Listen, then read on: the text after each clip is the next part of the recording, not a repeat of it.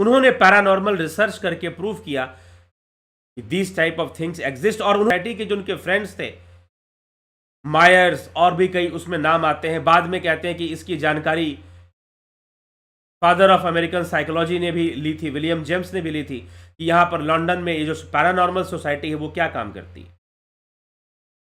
तो William crooks जो थे उन्होंने कहा कि मृत्यु के बाद मैं मिलने आऊंगा आप सबसे।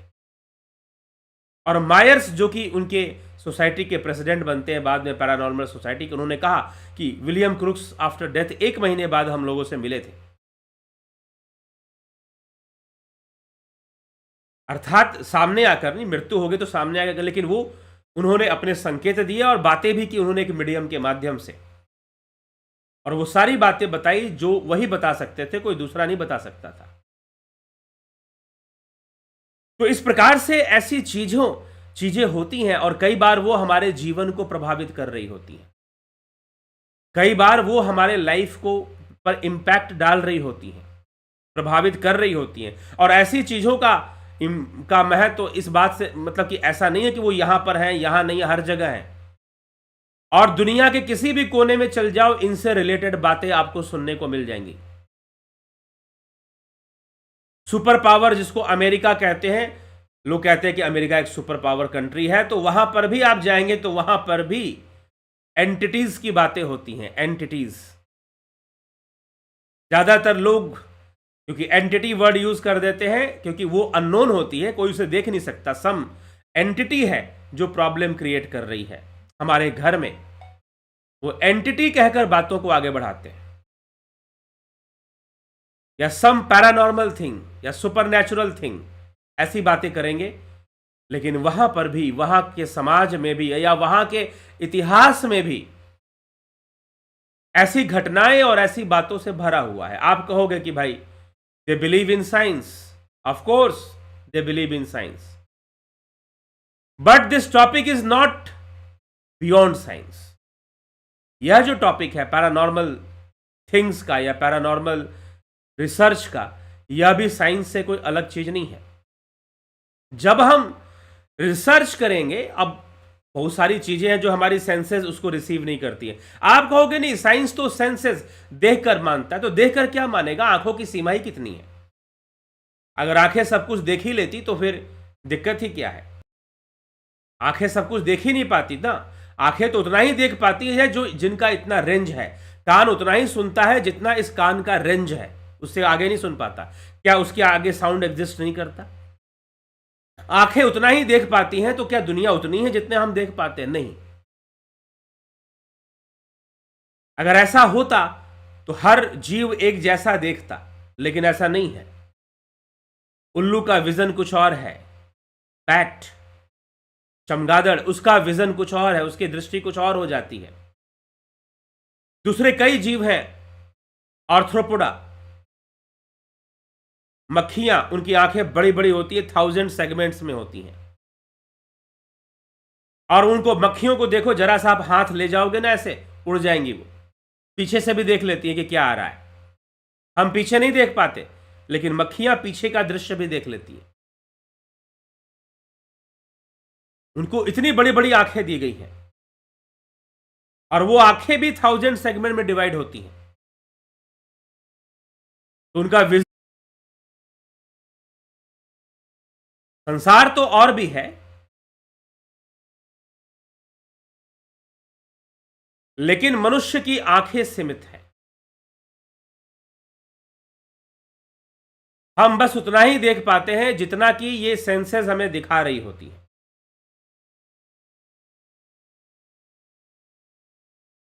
हम उतना ही देख पाते हैं जितना कि इंद्रियां हमें दिखा रही होती हैं, उससे अधिक हम देख नहीं पाते हैं। यह हमारी समस्या है।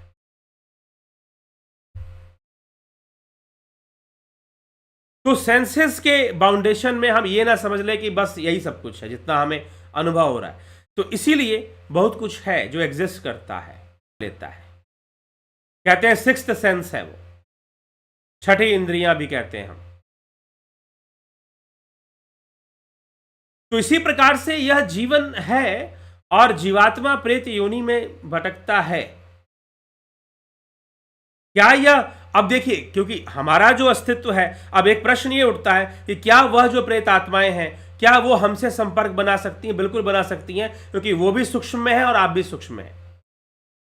भले ही हम स्थूल शरीर से अपने आप को प्रेजेंट कर रहे हैं, अपने आप को एक्सप्रेस कर रहे हैं, अपने आप को हम अभिव्यक्त कर रहे हैं अपने स्थूल शरीर से, लेकिन हमारी जो सूक्ष्म अवस्था है वो हमेशा बनी हुई है। स्थूल शरीर में रहते हुए भी हमारी जो अवस्था है वो बनी हुई है, सूक्ष्म में हमेशा बनी हुई है। जब हम का ज्यादा अनुभव करते हैं स्वप्न की अवस्था में, लेकिन वैसे जागृत अवस्था में भी हम जो है सूक्ष्म का एक्सपीरियंस कर रहे होते हैं, सूक्ष्म से ही सारी क्रियाएं चल रही हैं। मनुष्य के जितने भी कर्म हो रहे हैं वह सूक्ष्म से ही हो रहे हैं। स्थूल शरीर तो एक माध्यम है, एक कवरिंग है, एक मीडियम है। स्थूल शरीर तो एक माध्यम मात्र है, एक कवरिंग मात्र है स्थूल शरीर, बस। तो यह जो स्थूल शरीर है, यह नष्ट हो भी जाए तो सूक्ष्म शरीर की अवस्था नष्ट नहीं होती। सूक्ष्म शरीर हमेशा ही बना रहता है। सूक्ष्म शरीर का अस्तित्व खत्म नहीं होता स्थूल शरीर के नष्ट होने पर। तो जो प्रेत योनि में है वह तो सूक्ष्म में स्थित है ही, और जो स्थूल शरीर में है वो भी सूक्ष्म में है। तो क्या दोनों आपस में कांटेक्ट कर सकते हैं? हाँ, जो सूक्ष्म में है वो सूक्ष्म को कांटेक्ट कर सकता है, लेकिन स्थूल शरीर में आसक्त होने के कारण, स्थूल शरीर में बहुत अटैचमेंट होने के कारण, या स्थूल आइडेंटिटी को ही आइडेंटिफाई करने के कारण, हम इस स्थूल अवस्था में आसक्ति के कारण हम अपने सूक्ष्म को भूल जाते हैं। अगर मनुष्य अपने सूक्ष्म शरीर के प्रति जागृत हो जाए, अगर मनुष्य अपने सूक्ष्म शरीर के प्रति जागृत हो जाए, तो वह सूक्ष्म दुनिया को और अपने सूक्ष्म शरीर के प्रति कोई मनुष्य जागृत हो जाए, यह ध्यान योग से संभव हो जाता है। तो इसीलिए जब हम किसी विषय को नकारते हैं या सकारते हैं, तो उसका आधार क्या है? किस आधार पर हम किसी विषय को सकारते हैं या किसी विषय को नकारते हैं? तो चलिए, अब प्रेत योनि में जहां तक जाने वाली बात है, तो कोई भी जीव प्रेत योनि में कैसे जाता है ये स्पष्ट हो गया, लेकिन और उसकी अवस्था क्या है, और इसके ऊपर साइंटिफिक रिसर्च भी कई हुए हैं। मैंने तो दो ही का नाम लिया, और भी कई रिसर्चर हैं जिन्होंने रिसर्च किया है और प्रूव किया है कि this type of things exist. और इन रियलिटी हम देखें तो हमारा एग्जिस्टेंस कहां पर है? क्या स्थूल शरीर में है? नहीं, सूक्ष्म में है। इसलिए मैंने कहा कि मैं आपके सामने बोल रहा हूं, सूक्ष्म से बोल रहा हूं। आप सुन रहे हैं, सूक्ष्म में सुन रहे हैं। अब इसके में माध्यम बन रही हैं चीजें, जिह्वा माध्यम बन रही है, आपका कान माध्यम बन रहा है, और अब कुछ चीजें जैसे इंटरनेट, कंप्यूटर, ये सब स्थूल चीजें हैं, ये सब माध्यम बन रहे हैं, ये सब मीडियम बन रहे हैं, माध्यम बन रहे हैं, तब आप सुन पा रहे हो। लेकिन जो श्रोता है वह सूक्ष्म में स्थित है, और जो वक्ता है वह भी सूक्ष्म में है। तो सूक्ष्म की स्थिति बनी रहेगी, वह नष्ट नहीं होगी, और प्रेत योनि जैसी अवस्था भी बनेगी। हाँ, अब हमारे यहां पर यह भी माना गया है कि देवता भी सूक्ष्म में रहते हैं। तो जो बहुत सुंदर कर्म करने वाले, पुण्य के भंडार जिनके हैं, और जो योगी हैं, वो स्वर्ग आदि सुखों का भोग करने के लिए देव योनि में भी जाते हैं। देव योनि भी सूक्ष्म योनि है, वह देव योनि में भी जाते हैं और वह अनेकों सुखों का भोग भी कर लेते हैं। देव योनि में उन्हें शांति रहती है, तो उनके लिए स्वर्ग हो जाता है, और जो प्रेत योनि में जाते हैं उनके लिए नरक हो जाता है, लेकिन इटर्नल नहीं होता। अब्राहमिक रिलीजन में इसको इटर्नल माना गया है, लेकिन यहां इटर्नल नहीं, कर्मों के अनुसार होता है। कर्म खत्म होते हैं, पुण्य कर्म खत्म हुए तो स्वर्ग से छुटकारा लेना पड़ेगा, और अगर पाप कर्म खत्म हुए तो नरक से भी छुटकारा मिल जाएगा। तो प्रेत योनि में भटकने वाले जीव कामनाओं के कारण, इच्छाओं के कारण, बुरे कर्मों के कारण अनेकों कष्ट भोग रहे होते हैं, और फिर दूसरों को भी परेशान करते हैं। क्या दूसरों से संपर्क बना सकते हैं? जी हां, बना सकते हैं, होता है ऐसा। तभी पोजीशंस और मीडियम्स की बातें होती हैं, बना सकते हैं। अब जो है वो बनाकर आपको कई तरीके से परेशान भी कर सकते हैं, कुछ स्थितियों में लाभ भी पहुंचा सकते हैं, लेकिन आसक्ति होने के कारण, अनेकों आसक्तियां होने के कारण वह ज़्यादातर हमें ऐसा मिलता है कि कई बार ऐसी चीज़ों से कई लोग हैं, कई परिवार हैं, कई घर हैं, कई लोग हैं जो पीड़ित होते हैं इन सब चीज़ों से। आधिदैविक पीड़ा या ताप, आधिदैहिक, आधि भौतिक, आधिदैविक। तो आधिदैविक कष्ट भी आते हैं, पीड़ा भी आती है, दुख भी आते हैं, तो उस प्रकार के दुख इस श्रेणी में आ जाते हैं आधिदैविक में। तो हमें ऐसे कष्टों को कई लोगों को, लेकिन अगर वो अपने सूक्ष्म शरीर के बाद देखिए, अगर इन सब चीजों से कई परिवार हैं जो इन सब चीजों से निपटना चाहते हैं, इन सब चीजों के संघर्ष कर रहे हैं, लेकिन एक बात, एक सूक्ष्म रहस्य को जान लीजिए कि इनकी जो लड़ाई होती है सूक्ष्म में होती है, स्थूल में नहीं होती है। अगर आप इन सब चीजों से बचना चाहते हैं और इन सब चीजों से आप संघर्ष कर रहे हैं जीवन में, तो इनसे जो लड़ाई होती है वो सूक्ष्म में होती है। अर्थात सूक्ष्म में क्या है? मन, बुद्धि, चित्त, अहंकार, इंद्रियां, कर्म, ज्ञान, कर्म इंद्रियां, ज्ञान इंद्रियां को बलवान बनाइए। सूक्ष्म शरीर को बलवान बनाने का मतलब आप अपने मन को शक्तिशाली कीजिए, अपने चित्त को सुदृढ़ कीजिए। और मन की शक्ति भी कैसे बढ़ेगी? जब मन का एक्सरसाइज होगा। जैसे कि बॉडी का हम एक्सरसाइज करते हैं तो बॉडी पावरफुल होती है, तो मन का एक्सरसाइज, और मन का एक्सरसाइज मंत्र जाप, मंत्र सिद्धि, मन का एक्सरसाइज ध्यान योग, यहां पर आपके मन का एक्सरसाइज करवाया जाता है। मन को शक्तिशाली बनाते हैं जब हम मन का व्यायाम करते हैं, मानसिक व्यायाम करते हैं। मानसिक व्यायाम करने का मतलब नहीं कि हम जाके जिम में व्यायाम कर रहे हैं, हम ये सोचने लगे, नहीं। फोकस करने की कोशिश करते हैं, मन की शक्तियों का विकास होता है, मन की शक्तियों का विकास होता है। तो मन की शक्तियां जब विकसित होंगी और सूक्ष्म शरीर ताकतवर होगा, ध्यान योग जब सही से होगा, जब ध्यान योग जब सही से होगा, प्रणव साधना का अभ्यास, ध्यान योग का अभ्यास, डबल ब्रीदिंग, ये बहुत सारी चीजें बताई जाती है। जब इनकी प्रैक्टिस बहुत अच्छे से होगी, अभ्यास जब इनका अच्छे से होगा ध्यान योग का, तो आपका सूक्ष्म शरीर बलवान बनेगा। और जैसे जैसे सूक्ष्म शरीर की ताकत बढ़ती जाएगी तो ऐसी चीजें कभी भी आपको परेशान नहीं कर पाएंगी। जैसे जिज्ञासु ने पूछा कि क्या हम ऐसी चीजें, कुछ लोग कहते हैं ब्लैक मैजिक, तंत्र, ऐसा कुछ कर देते हैं लोग, क्या ऐसी चीजें होती हैं? थोड़ा सा ये अलग विषय हो जाएगा, तो आज हम चर्चा नहीं करेंगे, कभी और चर्चा करेंगे इस विषय पर, कि ये चीजें कैसे काम करती हैं, बातें होती हैं। इसका भी संबंध आपके सूक्ष्म शरीर से है, ऑरा से है। तो हमारा सूक्ष्म शरीर बलवान हो, शक्तिशाली हो, ध्यान योग, मंत्र योग, इन सब का अभ्यास करते हुए हम अपने सूक्ष्म शरीर को शक्तिशाली बनाते हैं। और फिर ऐसी चीजें, क्योंकि उनके साथ जो लड़ाई होनी है वो सूक्ष्म में होनी है ना। आप बाहरी बॉडी से कितने भी बलशाली हो, आप उनसे चाहे कितने भी पैसे वाले हो, आप उनसे लड़ नहीं पाओगे। तभी लड़ पाओगे जब आपका सूक्ष्म शरीर बलवान होगा, सूक्ष्म शरीर मजबूत होगा।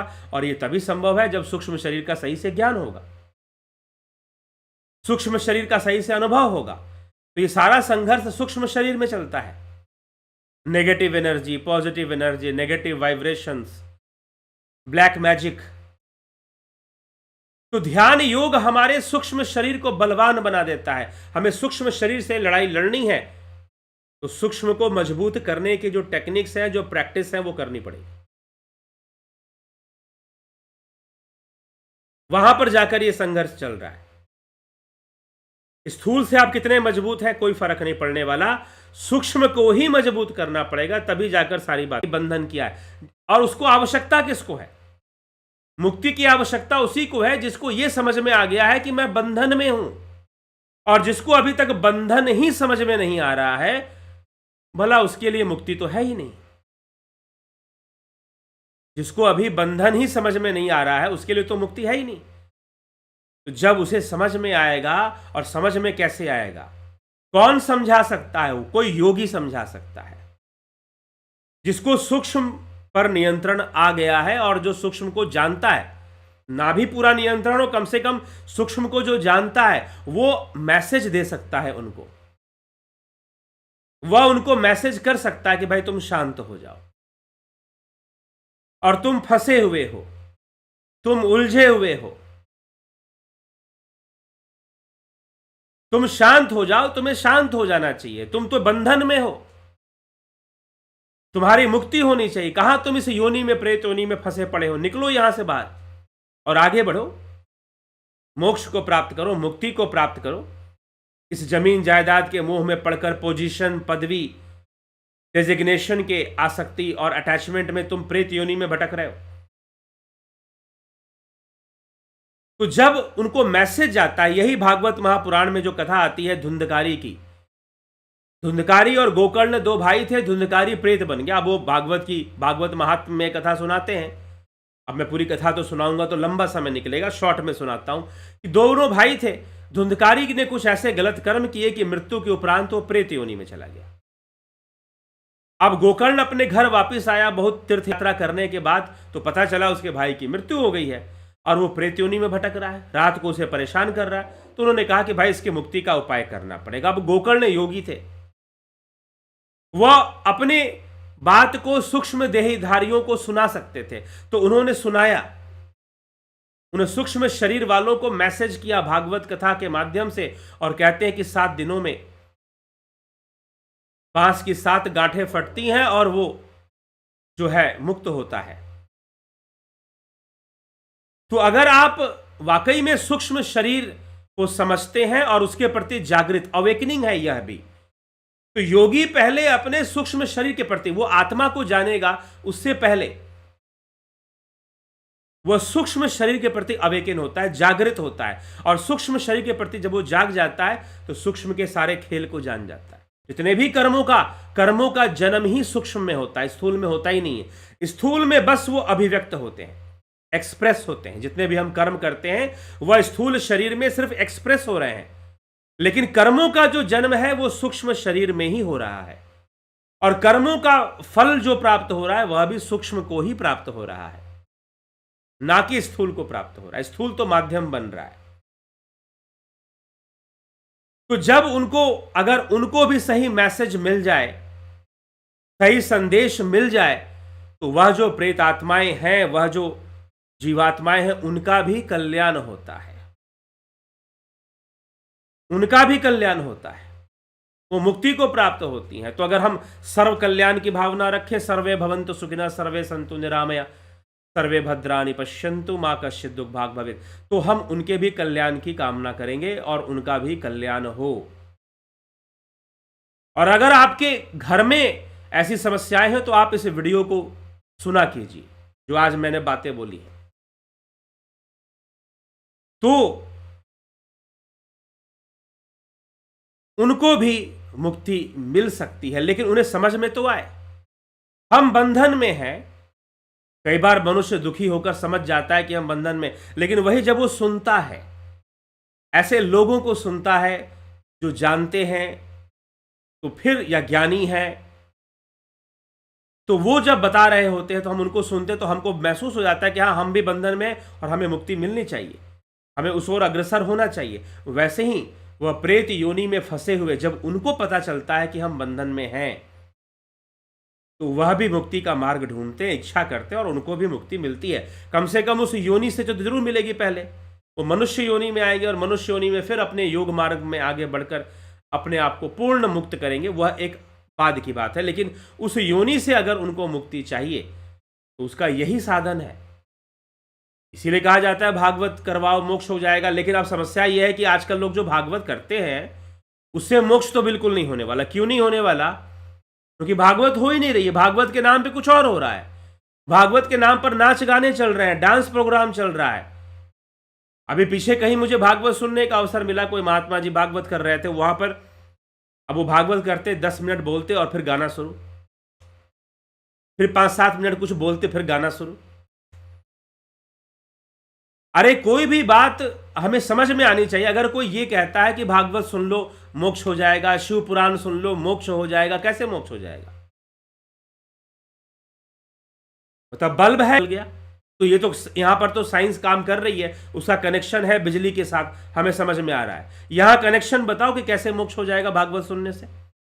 मैं ये नहीं कहता कि भागवत महापुराण में अगर ऐसा लिखा है कि भागवत सुनने से मोक्ष हो जाएगा तो गलत नहीं लिखा, सही लिखा है। उनको भागवत का भी ज्ञान नहीं है। जागृत, स्वप्न, सुषुप्ति और तुरिया, इसे कहते हैं चतुष्पाद। तो जिनको चतुष्पाद का ज्ञान नहीं है, जो आत्मज्ञानी नहीं है, उन्हें भागवत का भी ज्ञान नहीं है। तो अगर हम मात्र भागवत सिर्फ कथा कहानियां सुना रहे हैं, एंटरटेनमेंट कर रहे हैं, और हम ये प्रचार कर रहे हैं कि भागवत सुनने से मोक्ष, मैं किसी दिन वीडियो लाऊंगा इसके ऊपर कि भागवत सुनने से मोक्ष अलग से लाऊंगा मैं, क्योंकि मेरे मन में बहुत दुख है इस विषय का कि भागवत कथा सुनने से मोक्ष मिल जाएगा।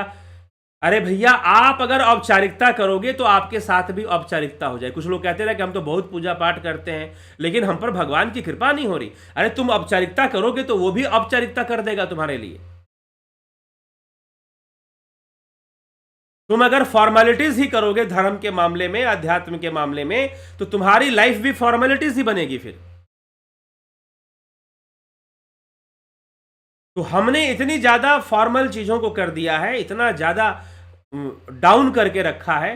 तो अब भागवत के नाम पर भागवत का ज्ञान तो मिलता नहीं है लोगों को मिलता है बस एक एंटरटेनमेंट, और उसमें कई बार फूहड़पन भी दिखाई देता है। आजकल ऐसे भी कथावाचक है, गायक लोग हैं जो कथा में गाते हैं, वो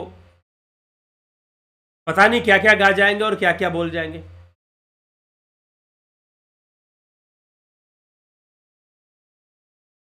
तो भागवत सुनने से मोक्ष मिल जाएगा, वो तभी मिलेगा जब सही बात को बताई जाएगी, सही बात समझाई जाएगी, तभी मोक्ष की यात्रा शुरू हो पाएगी।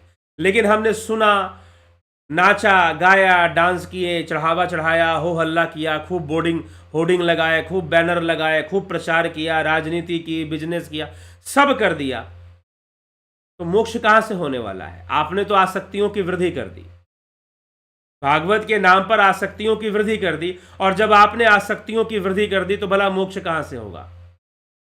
इसलिए मैं किसी दिन इस विषय पर जरूर चर्चा करने वाला हूं। क्या भागवत कथा सुन लेने से किसी का मोक्ष हो ही जाता है क्या? कब होगा? इसीलिए हमें हर चीज को, अब जैसे यहां पर कहा गया कि प्रेत योनि में चले जाते हैं, तो परिस्थितियां बनती है वैसे तब जाता है कोई प्रेत योनि में, कनेक्शन जुड़ा हुआ है। तो भागवत सुनना और मोक्ष मिल जाने का कनेक्शन क्या है? जब आप सही ढंग से उस उद्देश्य से भागवत सुनेंगे जिस उद्देश्य से शुकदेव मुनि ने राजा परीक्षित को सुनाया कि वह समाधि में लीन हो गए, समाधि में लीन हो गए राजा परीक्षित, जब तक उनको तक्षक सर्प आए और डसे। चलिए इस विषय पर गहन चिंतन हम कभी करेंगे, समय काफी हो रहा है। तो प्रेत योनि से मुक्ति होती है जब उनको सही संदेश उनको मिले और उनको भी पता चले कि पुनरपि जरणम पुनरपि मरणम, ये तो लगा हुआ है, बेकार के बंधन में हम पड़े हुए हैं, दुखी हुए जा रहे हैं, अनेकों कष्ट सह रहे हैं, क्योंकि वो भी दुखी होते हैं और जब उनको मैसेज मिलता है, संदेश मिलता है कि नहीं, हम बंधन में हैं, हम बंधे हुए हैं, यहां पर हमें यहां से आगे बढ़ना चाहिए और कोई हमें सुख नहीं मिलने वाला, हम दुखी हैं, तो फिर वह भी वहां से छूटने की कोशिश जरूर करते हैं और वह भी शांत होने की कोशिश करते हैं और वहां से उनको मुक्ति भी मिलती है।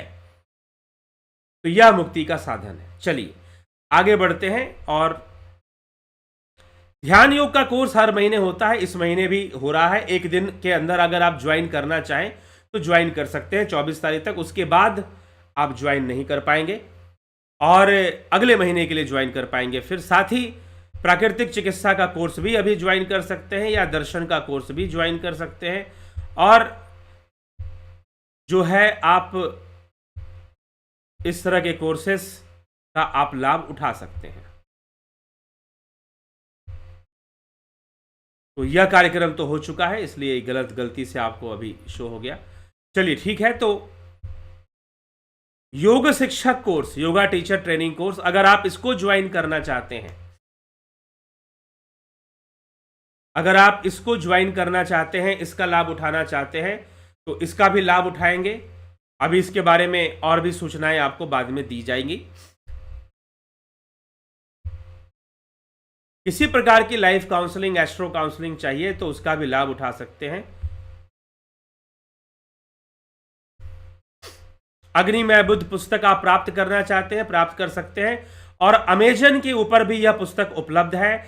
आप अमेजन में जाकर भी इस पुस्तक को खरीद सकते हैं। अमेजन में जाकर आप अग्निमय बुद्ध पुस्तक को खरीद सकते हैं, वहां से भी आप ले सकते हैं।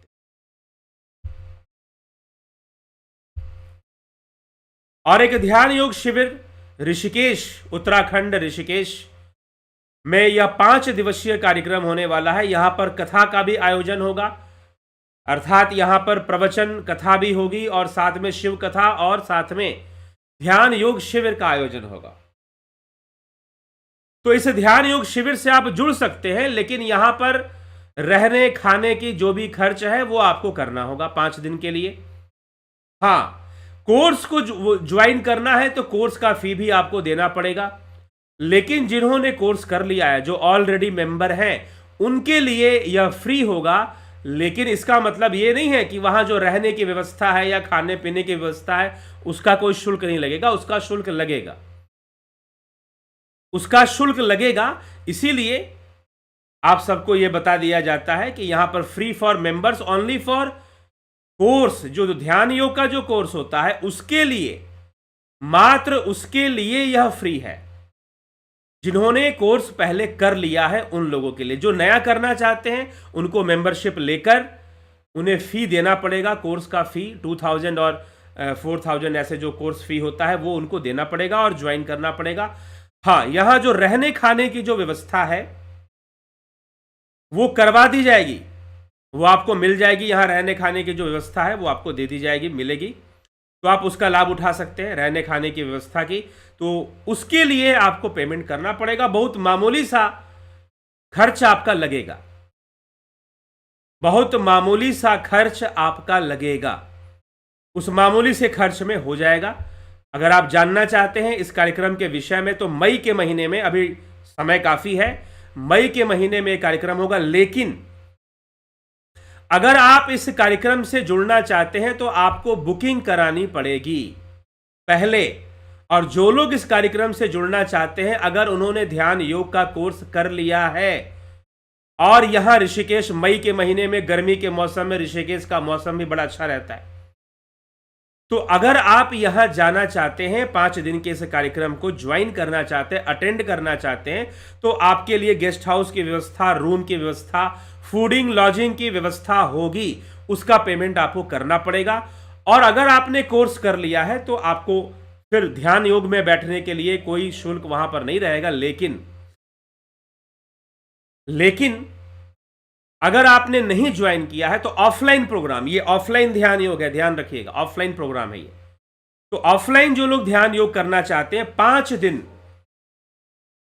दिन वह यहां रुक सकते हैं और रुककर ध्यान योग कोर्स को ऑफलाइन में ये पूरी तरह से कर सकते हैं। तो इस तरह से आप इसकी पूरी जानकारी ले लेंगे और 5 दिन के अंदर आपको अपनी बुकिंग करानी पड़ेगी कि हाँ, मैं 5 दिन का टाइम है आपके पास, 5 डेज के अंदर आप बता दीजिए कि आपको यहां आना है या नहीं आना है। अगर आपने ध्यान योग कोर्स कर लिया है तो भी ठीक है। तो जल्द से जल्द आप जितना सूचित करेंगे उतना आपको, क्योंकि कहीं पर भी कुछ व्यवस्था होती है तो उसकी एक अप्रोक्सीमेट काउंटिंग होनी चाहिए कि भाई इतने लोग पहुंच रहे हैं। और कोई बिना बताए पहुंचेगा तो वो अपनी समस्या का जिम्मेदार स्वयं होगा। ठीक है, तो इसीलिए आपको पहले बताना होगा। और इसमें जो खर्च कितना लगने वाला है, फूडिंग लॉजिंग में क्या खर्च आने वाला है, उसकी जानकारी भी आप पता कर लेंगे। उसका पेमेंट सबको ही करना पड़ेगा। लेकिन ध्यान योग का कोर्स जिन्होंने कर लिया है उनको ध्यान योग में बैठने का खर्च नहीं लगेगा। लेकिन जिन्होंने नहीं किया है उनको मेंबरशिप लेनी पड़ेगी। ठीक है, तो विद इन 5 डेज आपको ये सारी चीज मुझे क्लियर कर देना है कि आप कितने लोग हैं जो इसको ज्वाइन करना चाहते हैं। और जिनको ध्यान योग ज्वाइन करना है और वो मेंबर नहीं है, पहले से ध्यान योग कोर्स नहीं किया है, उनको पहले ध्यान योग कोर्स भी साथ में ज्वाइन करना पड़ेगा, तभी वहां रह पाएंगे। चलिए आपके कमेंट्स देख लेते हैं अंत में। प्रभुदत्त शर्मा जी, नवज्योति नाथ जी, गंभीर शाह जी, बिमला शाह जी, चार्मी कतलरी वाला। गुरु जी ओम तत्सत। समष्टि के स्थूल और सूक्ष्म शरीर के रूप क्या है? समष्टि के स्थूल और सूक्ष्म शरीर के रूप क्या है? समष्टि की स्थूल शरीर की क्या समष्टि होगी? अंगों, स्थूल अंगों की समष्टि ही ये शरीर है। स्थूल अंगों की समष्टि ही ये शरीर है। ठीक है। और जब आप बोलेंगे कि सूक्ष्म स्थूल सबकी समष्टि क्या है, तो वो ब्रह्म है। वह ब्रह्म ही स्थूल हो रहा है, वह ब्रह्म ही सूक्ष्म हो रहा है, वह ब्रह्म ही जड़ हो रहा है, वह ब्रह्म ही चेतन हो रहा है। इसीलिए वह ब्रह्म स्थूल और सूक्ष्म से भी परे है। लवकुश वर्मा, ज्ञानेंद्र भाटी, पारजी जी, कुंवर जी, नत्थू सिंह जी, अवधेश कुमार जी, गोविंद प्रसाद नीमा जी, ओम तत्सत। विषय को पुनः प्रस्तुत करने के लिए आपका बहुत आभार जी, आभार है आपका भी। कमलेश खैरनर, पुष्पा शर्मा, व्यास सिंह, योगेंद्र पंडित जी, अवधेश कुमार जी। अमेजन से गुरु जी अग्निमय बुद्ध पुस्तक आज प्राप्त किया। ठीक है, हाँ, थोड़ी सी डिस्काउंट आपको उसमें मिल सकती है। हमेशा मिलेगी ऐसी बात नहीं है, कभी कभी मिल सकती है। नरेंद्र माकुड़े जी, विनोद के सूद, सविता नायक जी। और जो लोग अमेजन से खरीदते हैं वो वहां पर रिव्यू भी दे दे अपना कि हमने पुस्तक पढ़ी और हमें पुस्तक अच्छी लगी। सविता नायक जी, पोस्ट प्रकाश शर्मा जी, रवि रामविलास जी, नरेंद्र माकुड़े जी। इस विषय पर पुनः चर्चा के लिए बहुत आभार, आप सबका भी बहुत आभार। बहुत लोगों ने मुझे मैसेज किया कि इस विषय को आप पुनः चर्चा में लीजिए, तो इसीलिए आज हमने लिया। चित्रंजन बरुआ, जलाराम रायका, श्वेता राय सिन्हा, शिखर शर्मा, AK त्यागी, दीपक शर्मा, संतोष कुमार, राजू पाल जी, नवज्योति नाथ जी। मरने के बाद स्पेशली कौन कौन प्रेत योनि में जाता है और कौन कौन नहीं, इसका हो गया, आज इसी विषय पर चर्चा हुई।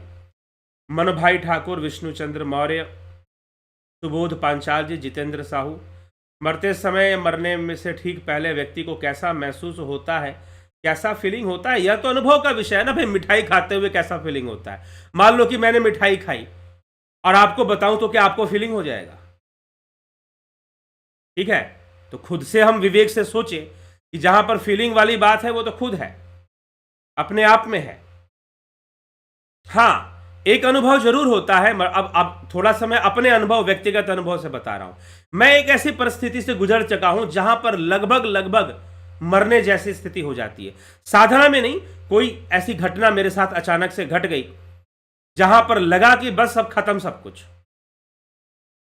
ठीक है, कुछ इस तरह के उसमें मैं आ गया और वहां पर मतलब कि दिमाग काम करना बंद कर देता है और मन की स्थिति नहीं रह जाती, मतलब काम करना।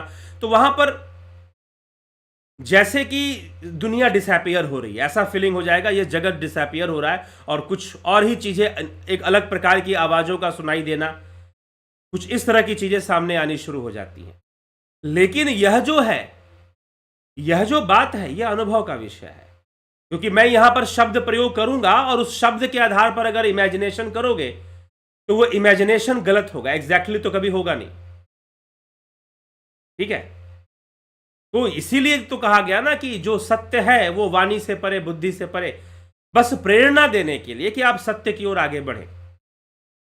लाइफ में एक बार मैं ऐसे सिचुएशन से गुजरा हूं जहां पर जैसे कि अब मृत्यु को स्वीकार कर लेना पड़े या मृत्यु अब हो ही रही है, ऐसी स्थिति से शरीर ऐसी स्थिति में चला जाए। अब क्या घटना घटी थी वो मैं आपको एक्सप्लेन नहीं कर सकता। हाँ, लेकिन कुछ ऐसा ही था। ठीक है, तो और बहुत ही वो था, मतलब कि थोड़ा सा और समय बीतता तो मृत्यु जरूर हो जाती। थोड़ा सा और समय, मुश्किल से 30 सेकेंड एक्स्ट्रा मुझे उस अवस्था में अगर रहना पड़ता तो निश्चित रूप से मृत्यु हो जाती। तो एक बार मैं जीवन में ऐसी स्थिति से गुजरा हूं, तो इसीलिए मैं आपको थोड़ा सा बता सकता हूं। ठीक है, तो इसलिए, लेकिन ये जो अनुभव है, यह जो है, जब तक आप खुद ना गुजरेंगे तब तक कहां से पता चलेगा। या तो ध्यान योग करिए, ध्यान योग में धीरे धीरे धीरे धीरे अवस्थाएं बनती हैं जहां पर हम शरीर से, सूक्ष्म से भी अलग होने लग जाते हैं। ठीक है, तो फिर भी हम उसे, वो तो मोक्ष की अनुभूति है ना, वो मृत्यु की अनुभूति थोड़ी ना है। चलिए, तो कहा गया है कि कहे कबीर नर तब ही जागे जब यम का दंड मुंड पे लागे। यमराज जब तक डंडा ना मार दे तब तक अनुभूति कहां से होगी। चलिए, किशोर वैद्य जी, घनश्याम सरोदे जी, सीताराम माली जी, लवकुश वर्मा, शिव कथा में मैं आऊंगा। जी हाँ, आएंगे, लेकिन उसकी सारी नियम कानून और सारी बातें आप पता कर लें पहले, ठीक है। पलकधारी जी बहुत अभिनंदन है, रमा तिवारी जी, योगेश खैरनर, हेमराज बैरवा, नरेंद्र माकोड़े, पशु पक्षी भी मृत्यु के बाद प्रेत योनि में प्राप्त होते क्या, हो सकते हैं? इस पर भी मैंने एक पहले वीडियो किया है। स्मिता सावंत जी, कन्हई कुमार जी, संतोष कुमार, दीपक शर्मा। हाँ, संभावनाएं कम होती हैं, पशु पक्षियों की प्रेत योनि में जाने की संभावनाएं कम होती हैं, लेकिन जा सकते हैं।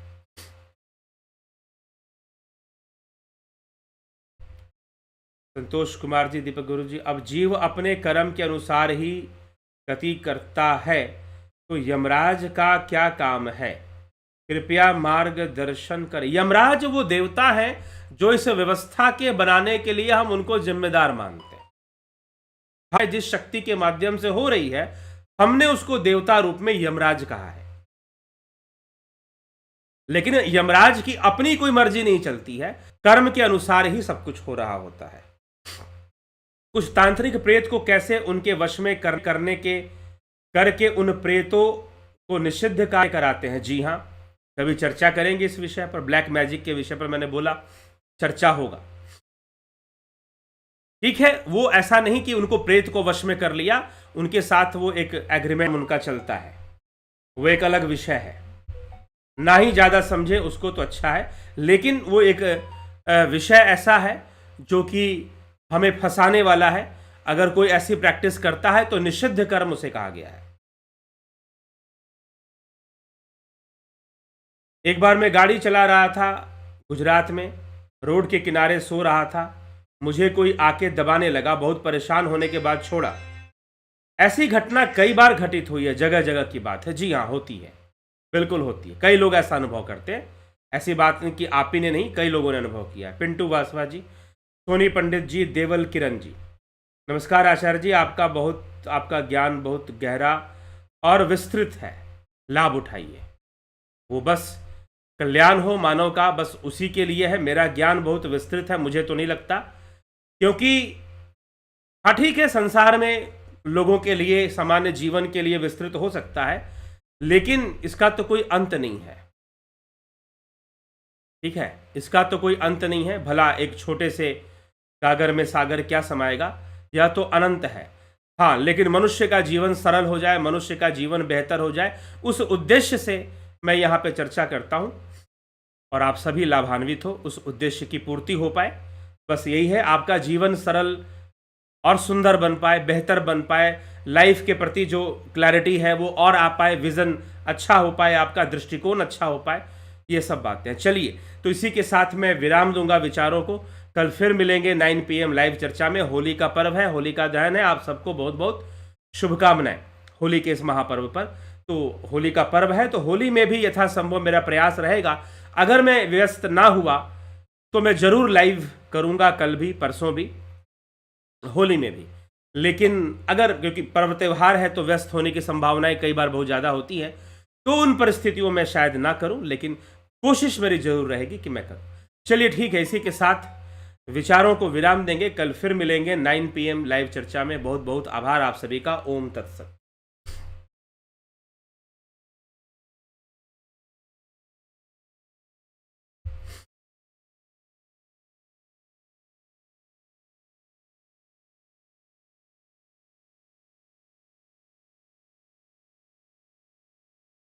जी हाँ, अग्निमय बुद्ध पुस्तक बहुत सुंदर है, अच्छी बात है।